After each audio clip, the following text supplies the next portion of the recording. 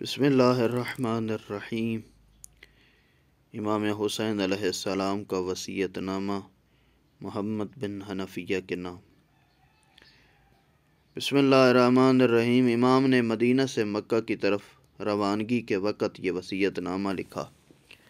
اس پر اپنی مہر ثبت کی اور اپنے بھائی محمد حنفیہ کے حوالے کیا۔ یہ وصیت حسین ابن علی کی طرف سے بھائی محمد حنفیہ کے نام۔ حسین توحید پروردگار کی اور اس بات کی گواہی دیتا ہے کہ خدا کا کوئی شریک نہیں، اور یہ کہ محمد خدا کے عبد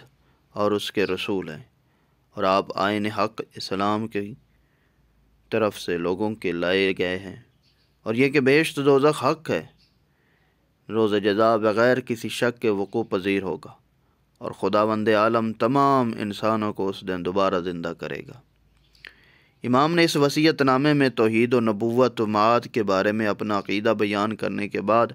اپنے سفر کے مقاصد اس طرح بیان فرمائے: میں خود خواہی یا سیر و تفریح کے لیے مدینہ سے نہیں نکل رہا، نہ ہی میرے سفر کا مقصد فساد اور ظلم ہے، بلکہ میرے اس سفر کا مقصد امر بالمعروف اور نہی عن المنکر ہے، اور میں چاہتا ہوں کہ اپنے اس سفر کے دوران امت کے مفاسد کی اصلاح کروں، اپنے جد امجد رسول خدا صلی اللہ علیہ وآلہ وسلم کے قوانین اور ان کی سنتوں کو زندہ کروں، اور اپنے پدر بزرگوار امیر المؤمنین علی علیہ السلام کا راستہ اور ان کا طرز عمل اپناؤں۔ پس جو شخص یہ حقیقت قبول کرتا ہے اور میری پیروی کرتا ہے، اس نے گویا راہ خدا کو قبول کیا،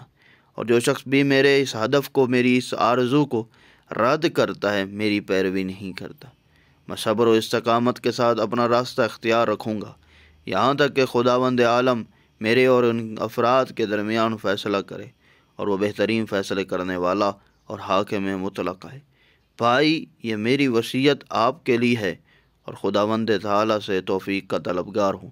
اور اسی پر توکل کرتا ہوں، اور اسی کی طرف میری بازگشت ہے۔